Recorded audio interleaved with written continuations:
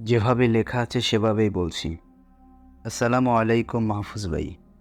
আশা করি আপনি ভালো আছেন, কারণ আমি জানি আপনি সবসময় ভালো দলের। আমি ভূত এফএমের একজন নিয়মিত শ্রোতা। পেশাগত কারণে দেশের বিভিন্ন জেলায় যাওয়ার জন্য স্টুডিওতে এসে ঘটনাটি শেয়ার করা সম্ভব না, তাই ঘটনাটি ভালো লাগলে পড়ে শোনাবেন। আমার নাম মোহাম্মদ সুমন। আমি ঢাকার খিলগাঁওয়ের ৭৫ নম্বর ওয়ার্ডের গলিতে থাকি। তারপর তিনি তার মোবাইল নাম্বার শেয়ার করেছেন। এরপর তিনি লিখেছেন, প্রথমবারের মতো ভূত এফএমে ঘটনা পাঠালাম। লেখার মধ্যে কোনো ভুল ত্রুটি হলে ক্ষমা দৃষ্টিতে দেখবেন। আমি আমার ঘটনা শুরু করছি। পেশায় আমি একজন সার্জার। বাংলাদেশের ইন্স্যুরেন্স কোম্পানি আমাদের নিয়োগ দিয়ে থাকে অ্যাক্সিডেন্ট হওয়া গাড়ি ইন্স্যুরেন্স করার জন্য। ঘটনাটি আমার সাথে ঘটে সময়টা ২০১৮ সালের নভেম্বর মাসের একদিন রাতে। আমি ঘুমিয়েছিলাম, আনুমানিক ২টা থেকে ৩টা হবে।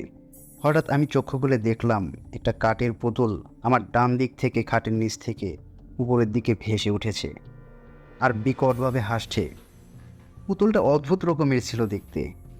কপালে একটি লাল টিপ, গালে সুন্দর গোলাপি মেকআপ করা, আর ঠোঁটটা অবিকল জীবন্ত বাচ্চাদের মতো।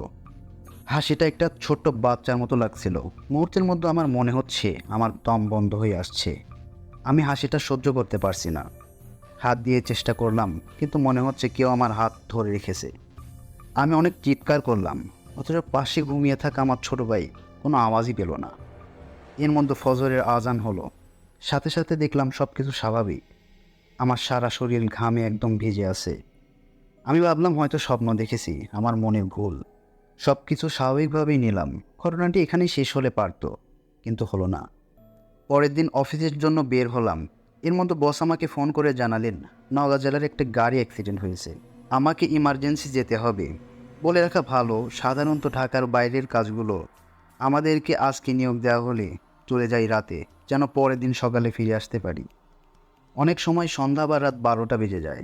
বসের কথা মতো আমি নওগাঁর উদ্দেশ্যে রওনা দেই। নওগাঁ পৌঁছাতে প্রায় সন্ধ্যা হয়ে যায়।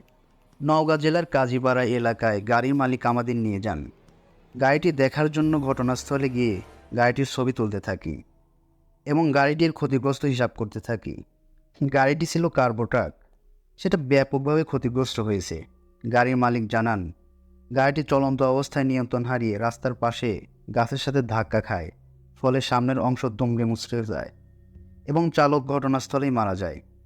এবং হেলপার প্রাণে বাঁচলেও 2 পা গাড়ির সাথে মিশে যায়। চালকের লাশ সম্পূর্ণ বের করা সম্ভব হয়নি। ছিন্ন ভিন্ন হয়েছে, রক্ত আছে, শরীরের বিভিন্ন অংশ গাড়ির কেবিনে পড়ে আছে। আমি আমার 4-5 বছরের চাকরির জীবনে এমন অ্যাক্সিডেন্ট দেখি নাই।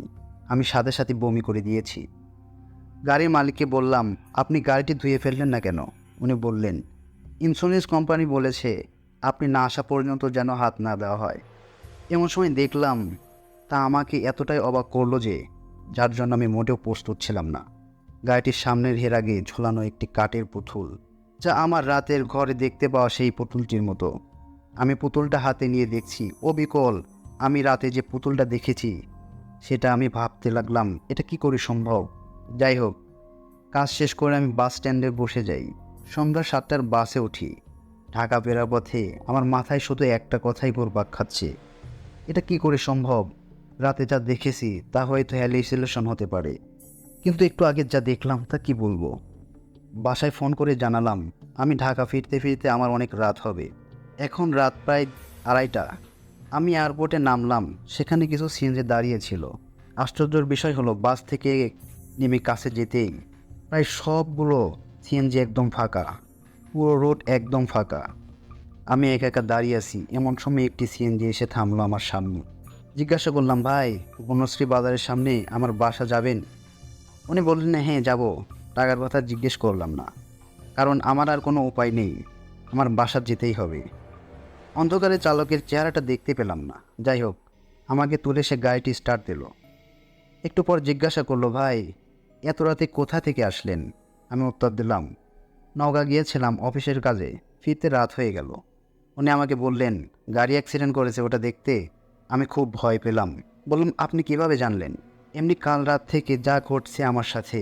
উনি বলল, ওনার বাড়ি নওগাঁ, তিনি ফোনে সংবাদ পান। আমি নিজেকে স্বাভাবিক করার চেষ্টা করলাম। কথাবার্তার এক পর্যায়ে তিনি জানান, তার একটা 4 বছরের মেয়ে আছে। অনেক দিন যাবৎ বায়না ধরেছে পুতুল কিনে দিতে হবে। নদিয়া বাজার পার হলাম, আর একটু পরেই আমার বাসা। কথাবার্তা শেষ পর্যায়ে খেয়াল করলাম তার সামনে একটা ব্যাগ, এবং সে ব্যাগ থেকে একটা পুতুল বের করে আমাকে দেখাচ্ছে এবং বলছে, ভাই দেখেন তো পুতুলটা কেমন হয়েছে, আমার মেয়ের জন্য কিনেছি। আমি দেখলাম এটা সেইটা পুতুল যার চেহারাটা একদম থেতলে আছে, রক্তের চেহারাটা কিছুই বোঝা যাচ্ছে না। যখন চোখ খুললাম দেখলাম আমি আমার বাসার রুমে শুয়ে আছি, পাশে আমার মা। জানতে চাইলাম কি হয়েছে। ফজরের আজানের সময় পাশের বাসার এক চাচা আমাকে বাসার সামনে এক দোকানে টেবিলে অজ্ঞান অবস্থায় পান। ওই ঘটনার পর আমি বেশ কিছুদিন অসুস্থ ছিলাম। পরবর্তীতে আস্তে আস্তে স্বাভাবিক অবস্থায় ফিরে আসি। আমি আস্তে আস্তে অবাক হয়ে ভাবতে থাকলাম আমার সাথে কেন এগুলো ঘটলো। একদিন আমি ওই গাড়ির মালিকের সাথে কথা শেয়ার করি, ভাই আমার সাথে এমন ঘটনা ঘটছে। তিনি জানান তার গাড়িতে নিহত হওয়া চালক অন্য জেলা হতে ট্রাক নিয়ে অনেক দিন পর নিজের বাসায় ফিরছিলেন, আর পুতুলটি তার মেয়ের জন্য তিনি নিয়ে এসেছিলেন, কিন্তু তার দেওয়া হয়নি। আমার সাথে কেন এমন ঘটনা ঘটলো আমি আজও এর ব্যাখ্যা খুঁজে পাইনি। ভালো থাকবেন, আমার জন্য দোয়া করবেন। আমার কাছে আরও কিছু ঘটনা আছে, সময় পেলে পাঠাবো। ধন্যবাদ। এই ছিল আমার ঘটনাটি কেমন লাগেছে অবশ্যই আপনারা জানাবেন, শেয়ার করবেন। এখন আমরা দ্বিতীয় ঘটনায় চলে যাব। যেভাবে লেখা আছে সেভাবে। আসসালামু আলাইকুম মাহফুজ ভাই, আমার হোম ডিস্ট্রিক্ট নড়াইল। আমি পুরান ঢাকা থেকে আসছি। তো মাহফুজ ভাই, আমি আমার যে ঘটনাটি শেয়ার করব সেটা মাছ ধরাকে কেন্দ্র করে। তো আমি ছোটোবেলা থেকেই মাছ ধরার প্রতি খুব নেশা ছিল, এখনও নেশা আছে। সেক্ষেত্রে 8 বছর আগে তখন নানা বাড়ি থেকে পড়াশোনা করতাম। একদিন রাত 9টা বাজে বা 10টা বাজে এরকম টাইমে বৃষ্টি হচ্ছে। এত পরিমাণের বৃষ্টি হচ্ছে যে বাইরে বা ভেতরে কোনো কথা শোনা যাচ্ছে না বা কাউকে দেখা যাচ্ছে না। তো এই পর্যায়ে আমার মামা আমাকে বলল যে আজকে অনেক মাছ হতে পারে নদীতে। তো যে কথা সেই কাজ। আমরা দুই মামা ভাগ্নে রাত্রে 12টার দিকে বের হয়ে পড়ি মাছ ধরার উদ্দেশ্যে। তো ফার্স্ট টাইম আমরা বিলের এক ধারে গেলাম, সেখানে অনেকক্ষণ মাছ ধরলাম। তো মাহফুজ ভাই, সেখানে আমাদের কোনো প্রবলেম হয় নাই। আমরা এক পর্যায়ে চিন্তা করলাম যে আমাদের তো এখানে অনেক মাছ ধরা হলো, আমরা নদীতে যাই নাই, তো আমরা এখন নদীতে যাব। মা বলল আচ্ছা ঠিক আছে। আমরা মামা ভাগ্নে দুজনে খুব ভালো একটা কম্পিটিশন ছিল। তো আমরা নদীর ধারে গেলাম। বলে রাখি মাহফুজ ভাই, আমার নানাদের যে বাড়িটা, দুই পাশে 2টা বাগান, আর ঘরের পিছনে হচ্ছে নদী। তো বাম দিকের যে বাগানটা, সেই বাগানের নিচে আমরা প্রথম মাছ ধরতে বসছি। তো মামা কিছুক্ষণ পরে মামা এক জায়গায় টর্চ ফেললো। টর্চের আলোর নিচে বড় একটা শোল মাছ, প্রায় 2 কেজি ওজনের। তো মাহফুজ ভাই, দুজনে অনেকক্ষণ হলাম মাছটা ধরার চেষ্টা করছি। আমরা যখন এই মাছের উপর প্রথম আঘাত করলাম, তখন আমিও দেখছি, মামাও দেখছে। তো মাছের গায়ে কুচের একটা ফালা ঢুকে গেছে। তারপরে মামা যখন ওটা টান দিল, তখন আর কোনো মাছ নেই সেটাতে। তো আমরা দুজন তখন অনেক অবাক হলাম, কারণ মাছটা তখন ফুটছে কিন্তু আসলো না। তো কিছুক্ষণ পর আমরা এটাকে ইগনোর করে সামনের দিকে এগিয়ে গেলাম। তো কিছুক্ষণ পর আমার মামা বলল যে আবার একটু দেখা যায়। তো আমরা একটু ব্যাক করলাম। মামা টসটা ফেলে তখন দেখি মাছটা আবারও ওখানে আছে। তো কিছুক্ষণ আমরা ওয়েট করলাম, তারপরে আমরা আবার ওটাকে ফোরালাম, তখনও ফুটছে। তারপরে যখন মামা কুচটা তুললো বা ট্যাটাটা তুললো, তখন দেখলো মাছটা নেই। তখন মামা বলল এটার পেছনে দৌড়িয়ে লাভ নেই, আমরা সামনের দিকে এগিয়ে যাই। আমরা সামনের দিক থেকে অনেক মাছ ধরলাম, তারপরে অনেক করলাম, ঘুরে আবার যখন ব্যাক করছি, মামা তখন বলল যে আবার একবার দেখা যাক কেন এমনটা হলো আমাদের সাথে। তো তখন এর মেইন ঘটনা এখান থেকেই শুরু। তো যখন মামার টর্চ লাইটের আলোটা যখন ফেললো ওই জায়গাটাতে, মামা তখন দেখলো যে মাছটা গোড়াগড়ি পড়তেছে। তো ভালো মতো করে ওটার উপর আবার ফেলবে। তো আমিও দেখছি এটা ফুটছে। এরপর কি হলো মাহফুজ ভাই, যখন এবার টান দিবে, তখন বাগানের উপরে অনেক বাঁশের বাগানগুলো যখন টান দিবে, তখন 10টা-15টা বাঁশ একসাথে ফাটালে যত শব্দ হয়, এত বিকট শব্দ শুনতে পেলাম আমরা। তো আমরা তখন সব কিছু ফেলে ওখান থেকে আমাদের বাড়ি চলে আসলাম। আসার পরে রাত্রিবেলায় খুবই চিন্তা হলো। তো এরপরে ঝাড়ফুঁক করে আমরা মোটামুটি সুস্থ হই। আর একটা জিনিস বলে রাখি, আমাদের গ্রামের যত জেলে আছে এবং যারা 20-50 বছর ধরে মাছ ধরছে, অনেক ছোটোবেলা থেকে তারাও দেখবেন মাহফুজ ভাই, এই মাছ ধরাকে কেন্দ্র করে অনেক কিছু শেখার হয়, অনেক অনেক জিনিস দেখে। মাঝে মাঝে মাছ ধরতে পিছন থেকে তারা মাছের পাত্র নেয় কোথাও। এরকম অনেক ঘটনা আছে, আমাদের পরিচিত অনেক এরকম ঘটনা আছে, আমাদেরকে বলেছে। এরকম মাছ ধরতেছি যে মাছ নেই, মাছ খেয়ে ফেলেছে। তো এই ছিল আমাদের ঘটনা। ভালো লাগলে পড়ে শোনাবেন।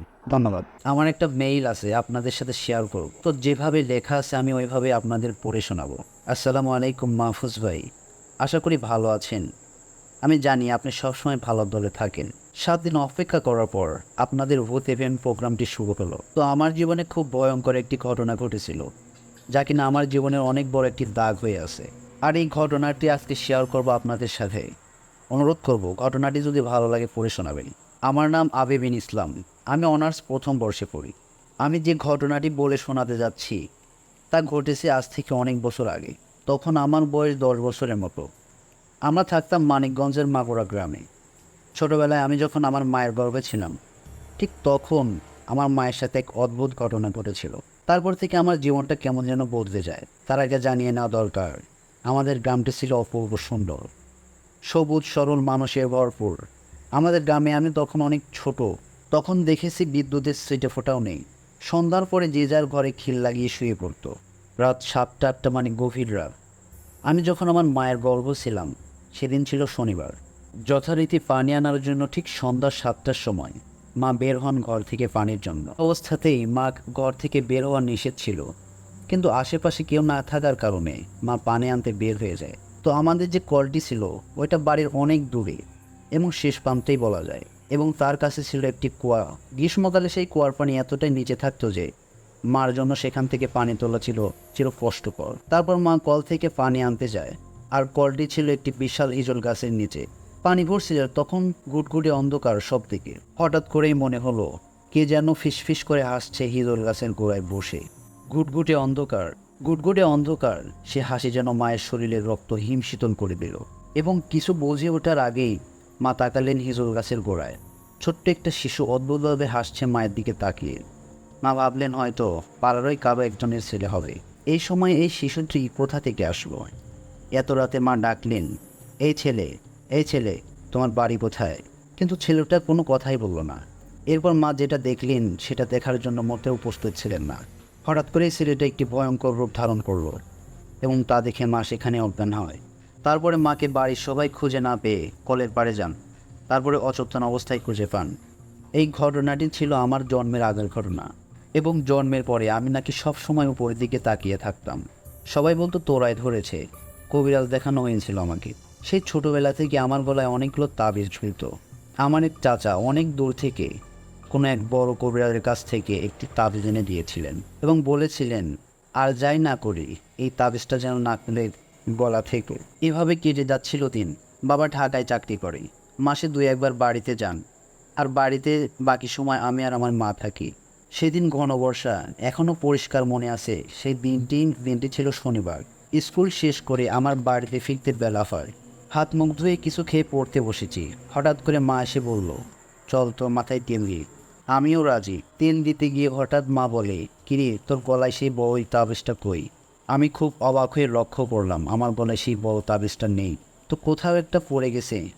মা আমার কথায় ভীষণ রাগ করলেন, কিন্তু তখন আমি বুঝতে পারলেন কি অপেক্ষা করছে আমার জন্য। কিন্তু এত বছর আমার সাথে আর কিছুই হয় নাই, তাই এক পর্যায়ে তাবিজটা পুড়িয়ে দিয়েছিলাম। ঠিক 12টা-1টা হবে, বাবা না আসলে আমি মূলত মায়ের সাথেই ঘুমাই। কিন্তু সেদিন কি মনে করে আমার ঘরেই ঘুমিয়েছিলাম। ঘুটঘুটে অন্ধকার। হঠাৎ করে আমার মনে হলো কলপাড়ে কে যেন জোরে জোরে কল চাপছে। অন্য সকল দিন সকলেই কল চাপে, কিন্তু আজকে এত বেশি জোরে আসছিল যে আমার ঘুম ভেঙে গিয়েছিল। আমি ভাবলাম মা হয়তো, দেখি মাকে ডাকি। আবার ভাবলাম না, হয়তো পাশের বাড়ির কেউ। কিন্তু আওয়াজ কেমন জানি থামছে না। এতক্ষণ ধরে কল চেপে যাচ্ছে, কে চাপছে? শব্দটা একবারের জন্যও মিলে গেল। এতক্ষণ ধরে কে কল চাপছে? কল চেপেই যাচ্ছে।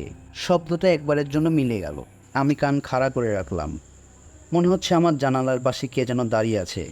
আমি পরিষ্কার তার অস্তিত্ব অনুভব করছিলাম। খানিক বাদে মনে হলো কে যেন ফুপিয়ে ফুপিয়ে কাঁদছে, ঠিক আমার জানালার পাশে দাঁড়িয়ে। একবার ভাবলাম মা হয়তো। গলাটা কেমন যেন পরিচিত লাগছিল।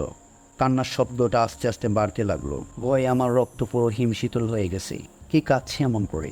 একবার ভাবলাম জোরে চিৎকার করে মাকে ডাকি, কিন্তু এতটাই ভয় পেয়েছিলাম যে মাকে ডাকার সাহস হলো না। বেশ কিছুক্ষণ পর কান্নার শব্দটা একবারে মিলিয়ে গেল। এমন করেই কখন জানি রাত শেষ হয়ে গেল।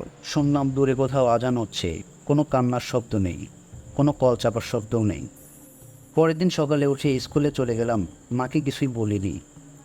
স্কুল থেকে ফিরে সন্ধ্যায় মাকে জিজ্ঞাসা করলাম, তুমি কি রাতে পানি ভরছিলে? মা বলে, কই না তো। আমি বললাম, সারা রাত কে কল চাপলো? কথাটা শুনে মায়ের মুখ কেমন যেন রক্তবর্ণ হয়ে গেল। তিনি ঠায় দাঁড়িয়ে রইল, আমার দিকে তাকিয়ে বললেন, আজ রাতে তুই আমার সাথে ঘুমাবি। আমি বললাম, ঠিক আছে। রাতে যখন আমি খেতে বসেছি ঠিক তখনই বাবা যেন কোথা থেকে চলে আসলো, যদিও বাবার আসার কথা না। বললেন, ঢাকায় কি যেন একটা ঝামেলা হয়েছে, অফিস বন্ধ থাকবে, তাই চলে এসেছে। মনে হলো আমি যেন ঘরে প্রাণ ফিরে পেয়েছি। যাক, বাবা চলে এসেছেন। বাবা যখন চলে এসেছেন তখন আমাকে আমার রুমে ঘুমাতে হবে। তার চিন্তা করে আবারও ভয় লাগলো, কিছু হবে না তো। ভাবতে ভাবতে কখন জানি ঘুমিয়ে পড়েছিলাম। হঠাৎ করে রাতে সেই কান্নার শব্দ, ঠিক জানালার পাশে কে যেন দাঁড়িয়ে কাঁদছে। আস্তে করে বললাম, কে কাঁদে? কিন্তু কোনো শব্দ নেই। মনে হচ্ছিল যে মানুষটি কাঁদছে তার বুঝি অনেক কষ্ট। খানিক পরে আবার পুরো ঘরটা বদকার পড়ে গেল। মনে হলো কি যেন একটা মাত্রই আমার ঘরে ঢুকেছে। গন্ধটা এত তীব্র ছিল যে আমার নাড়ি ভুড়ি যেন বমির সাথে বের হয়ে আসবে। আস্তে আস্তে একটা ভয় আমাকে ঘিরে ধরল। কেন জানি মনে হচ্ছিল একটা কিছু হতে চলেছে যা অত্যন্ত ভয়ঙ্কর। কান্নার শব্দটা আবার আস্তে আস্তে মিলে গেল, কিন্তু গন্ধটা আরও বাড়তে লাগলো। মনে হচ্ছিল আমার খাটের নিচে কি যেন একটা খুব দ্রুত এ পাশ থেকে ও পাশ চলে যাচ্ছে। ভয়ে তখন আমার রক্ত হিমশীতল হয়ে গেছে। যদিও তখন গ্রীষ্মকাল ছিল, কিন্তু শীতে মনে হচ্ছিল আমার সবগুলো পশম দাঁড়িয়ে গেছে। আমি কাঁথাটা মুড়ি দিয়ে দেখছিলাম কি ঘটে তা সেই দেখার জন্য। বেশ কয়েকবার মাকে চিৎকার করে ডাকতে চাইলাম, গলা দিয়ে তখন কোনো শব্দই বের হচ্ছিল না। হঠাৎ করে অনুভব করলাম বরফের তৈরি একটা হাত আস্তে আস্তে আমার পায়ের কাছে এসে বসলো। মনে হচ্ছিল শীতল একটা হাত আমার পায়ের উপর চেপে বসেছে। হাতটা এতটাই শীতল ছিল যে ঠিক যেন মনে হচ্ছিল কোনো মৃত মানুষের হাত। আর হাতটা আস্তে আস্তে চেপে বসতে লাগলো আমার পায়ের উপর। মনে হচ্ছিল আমাকে টেনে হিঁচড়ে নামিয়ে নিয়ে যাবে খাটের নিচে। কতক্ষণ ছিলাম আমার মনে নাই, হঠাৎ করে জ্ঞান হারাই। এরপর যখন আমার জ্ঞান ফিরে তখন আমি আমার বাবার কোলে, বাড়ি ভর্তি মানুষ। যদিও তখন রাত 3টা বা 3:30। উমরানোর মতো শব্দ শুনে প্রথমে উঠে এসেছে আমার মা, তারপরে বাবা। ঘরে তারা কিছুই খুঁজে পায়নি কেউ, কিন্তু অবাক হলো আমার বাবা আমার বাম পায়ের উপরে বড় 5টা আঙ্গুলের দাগ দেখে। এমনভাবে বসেছিল সেই দাগ, প্রায় 1 সপ্তাহ স্থায়ী ছিল আমার পায়ে, যে জায়গাটাতে প্রথম লাল কালচে হয়ে যায়। ঠিক 2 বছর পর সাভারের নতুন বাড়িতে এসে উঠি। মার কাছে শুনেছিলাম আমার উপর নাকি কিশোর আসর ছিল, কিন্তু সে আসর এবং সেটা কি আজ পর্যন্ত কেউ আমাকে বলেনি। আমি আজও খুঁজে পাইনি। মাঝে মাঝে রাতে সে কথাগুলো মনে হলে এখন আমার গাও শিউরে ওঠে। তো এই ছিল ঘটনা। আশা করি ঘটনাটি আপনাদের কাছে ভালো লেগেছে। ধন্যবাদ। আমি 2010 থেকে আপনার সাথে আছি। আপনি সবসময় ভালো থাকেন, তাই আর আমি জিজ্ঞাসা করলাম না। বেশি কথা না বাড়িয়ে আমি ঘটনায় চলে যাচ্ছি। ঘটনা একটু বড়, আশা করি আপনার ভালো লাগবে। মূলত ঘটনার শুরু কোথায় তা আমি আজও নিজেও জানি না। যেখান থেকে আমি জানি সেটা জানাচ্ছি। ঘটনা আমার আম্মা এবং আমার নানুর পরিবারের সাথে ঘটা। আমার জন্ম 1999 সালে। বড় আপু এবং আম্মার কাছ থেকে শোনা যে আমি ছোটবেলায় একা একাই খেলতাম, আর এভাবে খেলতাম যেন আমার সাথে একজন খেলছে। যখন একটু বড় হই, বোঝা শিখি, তখন আমার আম্মুর কাছে আমার দাদার ব্যাপারে কিছু ঘটনা শুনি। ঘটনা 1। আমার দাদা অনেক পরেজগার মানুষ ছিলেন তিনি, এবং তার সাথে নাকি অনেক জিন ছিল, কিন্তু সেগুলো সে পালতো না, কিন্তু তার সাথে থাকতো। নানির কাছে শুনেছিলাম এই জিনগুলো নাকি তার বংশগতভাবে পাওয়া। তাদের বংশের মধ্যে যে কেউ একজন বা দুজনের সাথে এই জিনের বংশের কেউ না কেউ থাকতো বলে বোঝা যায়, এবং তাহাদের সাহায্য করবে। কিন্তু তারা জিনের উপর কোনো হুকুম চালাতে পারবে না। জিন তাদের ইচ্ছামতো কাজ করবে। এবং আম্মুর দাদা মারা যাওয়ার পর জিনটি হয়তো নানির সাথে চলে এসেছে, কিন্তু নানি এখনও এগুলো জানতো না। একটু বলে রাখি, এই জিনগুলো ছিল অত্যন্ত শক্তিশালী। জিন সাথে থাকায় নানি মাঝে মাঝে কিছু প্রবলেম ফেস করতো, যেমন ঘরে টুকটাক আওয়াজ, ঘরের আবহাওয়া ঠান্ডা থাকা ইত্যাদি, যার কারণে সে ভয় পায়। এবং তার একজন কাজিনের সাথে এক কবিরাজের কাছে যায়। কবিরাজটি দেখে লোভ লাগে এবং কোনোভাবে জিনগুলোকে তার কাছে বন্দি করে এবং এটাকে দিয়ে বিভিন্ন কাজ করায় এবং অত্যাচার করায়। কিছুদিন পর নানি একটা স্বপ্ন দেখে কে একজন তাকে বলছে সে তো তার কোনো ক্ষতি করেনি, উপকারের জন্য এসেছিল। কিন্তু সে কেন, অর্থাৎ আমার নানি কেন তার এত বড় ক্ষতি করলো? এই জন্য আমার নানিকে শাস্তি পেতে হবে।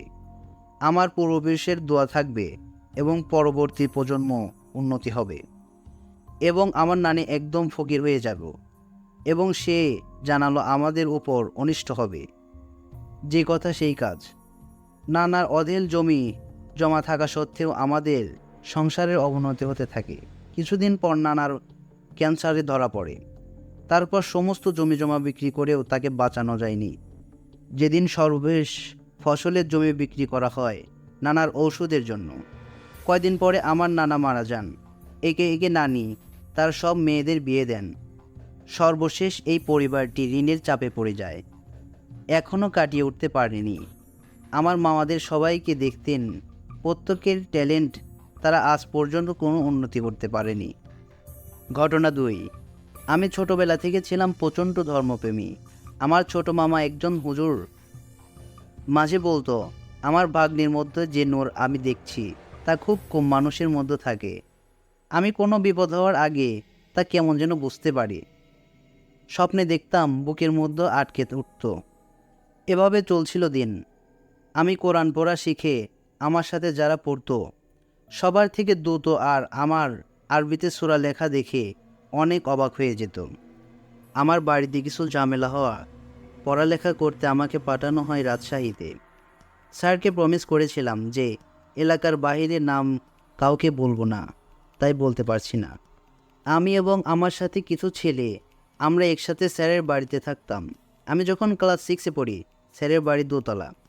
আমি বেশিরভাগ সময় ছাদে থাকতে পছন্দ করতাম। সেখান থেকে একদম পদ্মা নদীর সুন্দর দেখা যেত। বাড়িতে রুমে একাই ঘুমাতাম, কিন্তু রাজশাহীতে আমার রুমমেট হওয়ায় আমার দুঃসম্পর্কের চাচাতো ভাই ও প্রতি রাতে কোনো কারণে ভয় পেয়ে জেগে উঠত। বলে রাখা ভালো, ও ছিল কোরআনের হাফেজ। ও জেগে ওঠার পর আয়াতুল কুরসি পড়ে ও শরীর বন্ধ করে ঘুমাতো। যেদিন ভুলে যেত ওই দিন বলতো আমার শরীরে প্রচণ্ড জ্বর, কিন্তু সকালে ঠিক হয়ে যেত। এভাবে ও অভ্যস্ত হয়ে যায়। একদিন রাজশাহীর কোনো বড় হুজুর আসে স্যারের বাড়িতে। এসেছিল স্যারের স্ত্রী মামা। সে আমার পর থেকে আমার সাথে কথা বলে, আমার সাথে একই বিছানায় সে এসে ঘুমাবে, এই তার চাওয়া। তার 5 দিন থাকার কথা, কিন্তু সে থাকে 2 মাস। আমি দিন এবং রাতে থাকতাম। তার আর আমার সম্পর্ক ছিল যেন গুরু আর শিষ্য। 2 মাস পরে সে যাওয়ার সময় আমাকে বলে তোমার কাছে থেকে একটা জিনিস ধার নিলাম, যেটা দেখার মতো বয়স এখনো তোমার হয়নি। আমি এর কোনো ক্ষতি করব না যাতে তোমার ক্ষতি হয়। তুমি এটা ফেরত পাবে ওই দিন, যেদিন আমি মারা যাব। আমার মৃত্যুর খবর তুমি প্রকৃতভাবে বুঝতে পারবে। ফোন দিয়ে কাউকে জানাতে হবে না।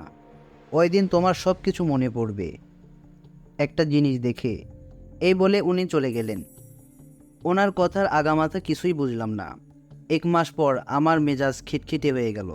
5 ওয়াক্ত নামাজ পড়তাম, কিন্তু সেগুলো সেখানে আমি 1 ওয়াক্তও পড়ি না। লোকাল এক ছেলের সাথে মারামারিতে মাথা ফাটিয়ে অবশেষে আমি বাড়িতে চলে আসি। এরপর থেকে প্রায় স্বপ্নে একটা মেয়ের সাথে আমি কথা বলতাম। অনেক কথা বলতাম, কিন্তু তার চেহারা দেখা যেত না। আর কি কথা বলতাম তা সকালে ভুলে যেতাম। এরপর থেকে এভাবে পার হয়ে যায় 9টি মাস। আমি এখন ইউনিভার্সিটিতে 3য় বর্ষের ছাত্র। এই কাহিনীগুলো সব ভুলে গিয়েছিলাম। প্রায় কলেজ লাইফ থেকে টুকটাক করে সিগারেট খাওয়া শুরু করি। তারপর থেকে কিছুটা মাদকে আসক্ত হয়ে পড়েছিলাম। এই 2022-এর জানুয়ারি মাসে একটা দিন অস্বাভাবিকভাবে উত্তরা থেকে মিরপুর যাচ্ছিলাম। মাটি কাটা মোড়ে আসতে হঠাৎ বাসের সিট থেকে আমার চোখ পড়ে রাস্তায়। আমার শরীর প্রচণ্ড গরম হয়ে যায়। আমার হাই প্রেশার বেড়ে যায়। আরও বেশি শীত লাগতে শুরু করে। দেখি একটা মেয়ে দোসর আলোক কেল্লা পরে দাঁড়িয়ে আমার দিকে ফ্যালফ্যাল করে তাকিয়ে আছে, যেন কতদিন আমাকে দেখে না। তার সাথে আমার বহুদিনের পরিচয়। বাসে মেয়েটাকে ক্রস করে কালসি মোড়ে পৌঁছাতেই দেখি সেই মেয়েটা আবার দাঁড়িয়ে আমার দিকে এক দৃষ্টিতে তাকিয়ে আছে। আমি অবাক হয়ে যাই, এত তাড়াতাড়ি এভাবে আসলো কি করে। তারপর হুট করে বজ্রপাতের শব্দ। পাশের সিটে আমি একজনকে বলি, বৃষ্টি হবে মনে হচ্ছে। লোকটা বলে, পাগল হয়েছেন ভাই, আকাশটা একদম পরিষ্কার। খুব অবাক হয়ে বাসায় গিয়ে সব ফিল করতে থাকি, যেন আমার দিকে তাকিয়ে আছে সব কিছু। এত ঠান্ডার মধ্যে এত রাতে ঘুমাতে পারছিলাম না। অনেকক্ষণ এদিক ওদিক করে অবশেষে 2:45-এর দিকে ঘুমাই। রাত 3টায় আমার ঘুম ভেঙে যায়। আমি এতক্ষণ কিছু না ভেবে কাছে থাকা একটা সিগারেট জ্বালিয়ে রুমের বাইরে চলে আসি। যাওয়ার পরে দেখি বাইরে প্রচণ্ড ঠান্ডা। আমি সেখানে খালি গায়ে ঘুমিয়েছিলাম, সেখানে এখন বাইরে দাঁড়িয়ে থাকা কঠিন হয়ে যাচ্ছে।